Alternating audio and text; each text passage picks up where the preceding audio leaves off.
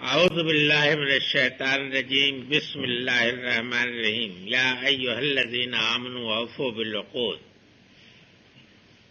احلت لکم بہیمۃ الانعام الا ما یتلی علیکم غیر محل الصید وانتم حرم ان اللہ یحکم ما یرید۔ اے ایمان والو،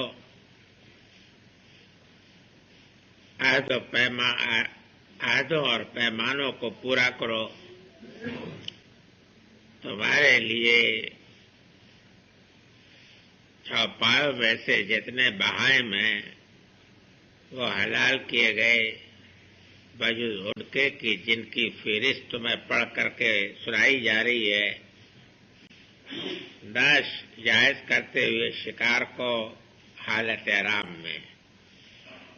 بے شک اللہ تعالیٰ حکم دیتا ہے ماریز جو کچھ چاہتا۔ سب سے پہلے تو یہ جامع بات فرمائی کہ عہد و پیمان جتنے ہیں وہ پورے کیجیے۔ یہ واقعہ ہے کہ عہد و پیمان پورے کرنے کی بنیادی عادت ہی جو ہے وہی ایک آدمی کو شریعت پر بھی قائم رہنے والا بنا سکتی ہے۔ اگر آپ اس قسم کے سفلا چھچورے آدمی ہیں کہ بات بالکل ہوائی بات کرتے ہیں، کسی سے اگر کوئی وعدہ کرے تو اس کو پورا نہیں کرتے، کسی سے کوئی پیمان باندھا تو بڑی آسانی کے ساتھ اس کو توڑ دیتے ہیں، تو ایسے آدمی سے یہ توقع نہیں کی جا سکتی ہے کہ وہ خدا کی شریعت کے بار عظیم کو اٹھانے والا بنے گا۔ سفلا آدمی نہیں، کردار ہونا چاہیے آدمی کا۔ مشہور ہے کہ قول مردہ زیادہ ہے، مرد کی بات جو ہے اپنے اندر جان رکھتی ہے۔ تو جو آدمی کردار والے ہوتے ہیں وہ اگر بات کہہ گزرے تو پھر ہر سے وعدہ بات جان چلی جائے لیکن وہ بات سے نہیں چلتی، اللہ کے بعد یہ ثابت ہو جائے کہ انہوں نے ان کی زبان سے غلط نکلی تھی۔ قسم کھا بیٹھے تو پھر اور بھی زیادہ موقع ہو جاتی ہے، سمجھ گیا۔ لیکن راہ چلتے بھی اگر وہ کوئی بات کرتے ہیں جس کی نوعیت عہد و پیمان کی ہے تو پھر اس کے بعد اس کے لیے وہ جب تک کہ مر مٹنے کا آدمی کے اندر جذبہ نہ ہو تب تک وہ صاحب کردار نہیں ہے۔ اور جب چھوٹی چھوٹی چیزوں میں جو قول و قرار کا خواب ہوگا تو ایسے شخص سے یہ توقع نہیں کی جا سکتی کہ وہ بڑے بوجھ شریعت کو اٹھا سکے، یہ ممکن نہیں۔ تو آپ کردار جو ہے یہی بیان کیا ہے کہ اوفوا بالعقود، سمجھ گیا۔ اب اس کے بعد ایک عہد کا ذکر کیا ہے۔ یہ عہد سورہ بقرہ میں بھی حلت و حرمت کا بیان ہو چکا ہے، سمجھ گیا، نصاب میں بیان ہو چکا ہے۔ اب اس میں تکمیلی حکم دیا جا رہا ہے کہ فرمایا کہ تمہارے لیے جتنے بھی چوپائے ہیں وہ سب جائز ہیں بجز ان کے کہ جو تم کو پڑھ کر کے سنائے جا رہے ہیں۔ یہ آگے آیت آ رہی ہے، آیت 14 غالباً ہے، 14 میں، جس میں کہ جتنی قسمیں اس وقت تک مطلب یہ ہے کہ پہلی صورتوں میں اگر میتا کا بیان کیا ہے کہ میتا اور خون اور یہ چیزیں وہ، لیکن میتا کی کوئی ایک قسم تو نہیں ہے، میتا کی بہت سی قسمیں ہیں۔ تو ابھی سورہ میں اس کی تفصیل بیان کر دی گئی، کالمیتۃ الموقوذۃ والنطیۃ وما اکل السبع الا ما ذکیتم، سب کی تفصیل بیان کر دی گئی۔ اور اسی کے ساتھ ساتھ خاص طریقے پر یہ وضاحت کر دی گئی کہ حالت احرام میں شکار نہیں کرنا چاہیے، سمجھ گیا، غیر محل الصید وانتم حرم۔ یہ آزمائشی حکم ہے. حالت احرام میں جو شکار کیا جائے تو وہ ہرن کا بھی ہو سکتا ہے، نیلگاؤں کا بھی ہو سکتا ہے، بہتر سے بہتر شکار ہو سکتا ہے. آدمی کو اس وقت ضرورت بھی ہوتی ہے شکار کرنے کی، لیکن اللہ تعالی اپنے بندوں کے وفاداری کے امتحان کے لیے یہ اس نے شیطان کر دیا.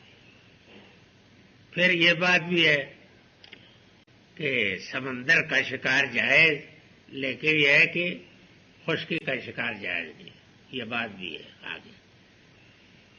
تو یہ یوں سمجھ لیجیے کہ اب حلت و حرمت کے باب میں جس چیز کو فرشت ٹچ کی حیثیت حاصل ہے وہ بیان کر دی.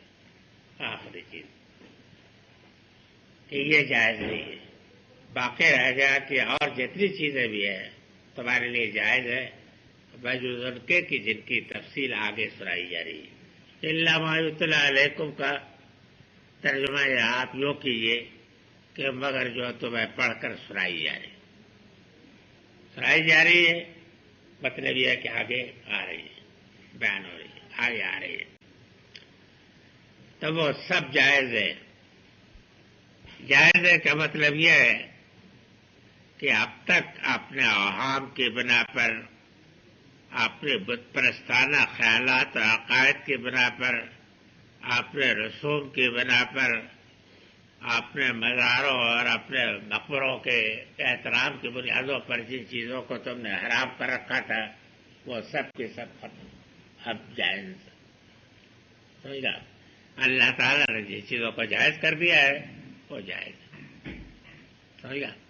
یہ آپ کو معلوم ہے کہ بڑی تفصیل کے ساتھ سورہ نام میں بھی تو بیان ہوا ہے کہ کیا کیا چوپایوں میں سے انہوں نے کن کن شکلوں میں حرام کر لیا تھا. تو فرمایا کہ اس میں اب کوئی چیز ایسی نہیں ہے کہ جو تمہارے لیے ناجائز ہو، سب جائز ہے. باقی رہ گیا کہ جو بتا دی گئی ہے قرآن میں وہی ناجائز ہے. اور علاوہ سے یہ بات کہ خاص طریقے پہ صبر کو یاد رکھو کہ حالت احرام میں شکار نہیں ہے. حالت احرام کے متعلق یہ بات آپ کو معلوم ہونا چاہیے کہ اللہ تعالیٰ یہ چاہتا ہے کہ حج کی عبادت کے دوران میں آدمی کو اوپر زہد کی، درویشی کی، ترک دنیا کی اور تبتل کی اور انقطاع کی وہ حالت جس حد تک کہ جائز ہے اسلام میں وہ آدمی کو اوپر کاری رہنی چاہیے. اس وجہ سے شکار اور تنعم کی باتیں یا راحت و آرام کی جو چیزیں ہیں وہ تمام چیزوں کے اوپر ایک حد تک قطعاً ہے نا ان میں. سمجھا؟ تو فرمایا کہ یہ شکار جائے. ویسے یہ ہے کہ آگے آئے گی تفصیل کہ خشکی کے شکار کو تو منع کر دیا لیکن دریائی شکار کو جائز قرار دیا. اس کی وجہ یہ ہے کہ دریائی شکار کے ممنوع کرنے میں بعض حالات میں ایسی غذائی مشکلات کے پیدا ہو جانے کا ڈر تھا کہ جن مشکلات کو حل کرنے کے لیے بڑی ضرورت ہوتی ہے. فرض کر لیجئے کہ جہاز حجاج کا جا رہا ہے، غذائی ذخیرہ ختم ہو گیا. آج کل کا تو زمانہ نہیں تھا کہ ہیلی کاپٹر کے ذریعے سے پہنچایا جا سکتا ہے.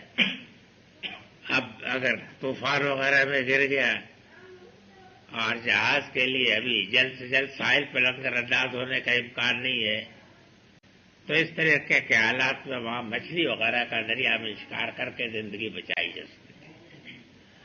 خشکی کے اندر اس طرح کا کوئی اندیشہ نہیں تھا. بہرحال اس طرح کی کوئی رکاوٹیں پیدا ہو سکتی تھی تو اس کو تو جائز قرار دیا، لیکن خشکی کے اس میں سفر میں حالت احرام میں ہوتے ہوئے اگر کوئی شخص شکار کر لے تو پھر اس کا کفارہ دینا پڑتا ہے یا قربانی دینی پڑتی ہے. بڑی تفصیل کے ساتھ حدیث کی کتابوں میں بیان ہوئی ہے.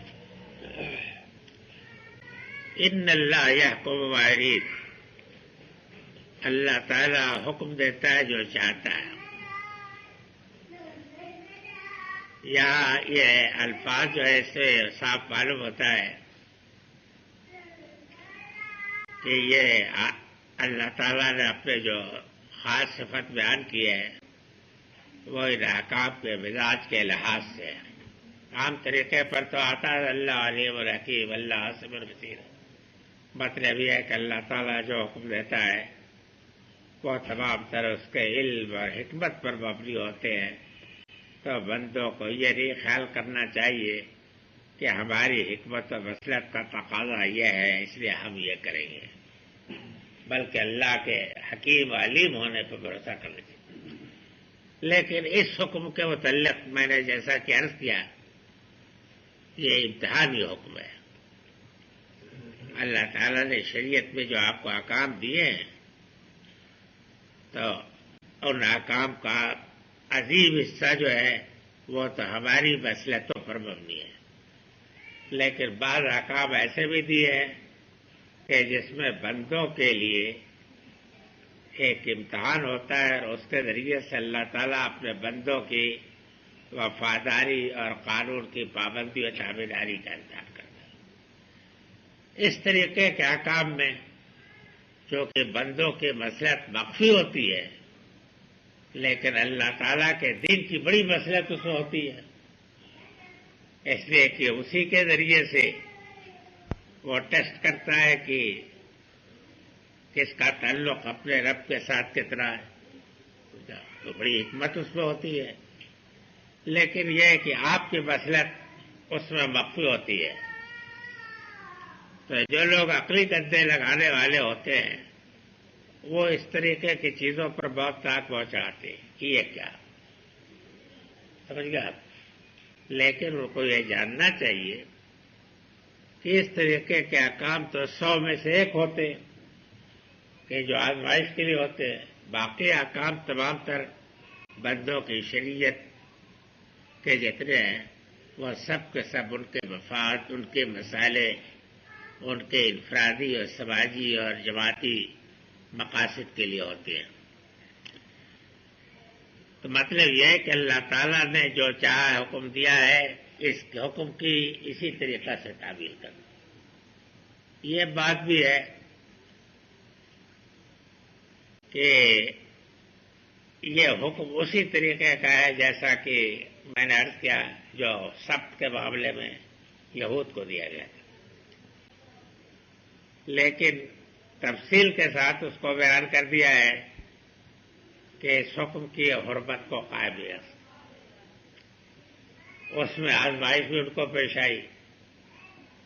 یہ واقعہ ہے کہ دریا کے کنارے جب وہ جاتے تو عام دنوں میں تو اتنی مچھلیاں نظر نہ آتی جتنی کہ ان دنوں میں نظر آتی جو سبت کے دن ہوتے۔ اب یہ بھی اللہ تعالیٰ کے ایک امتحان تھا۔ نتیجہ یہ ہوا کہ ان کی رال ٹپک پڑی، انہوں نے طرح طرح کے ہیلے ایجاد کر لیے ان کو شکار کرنے کے،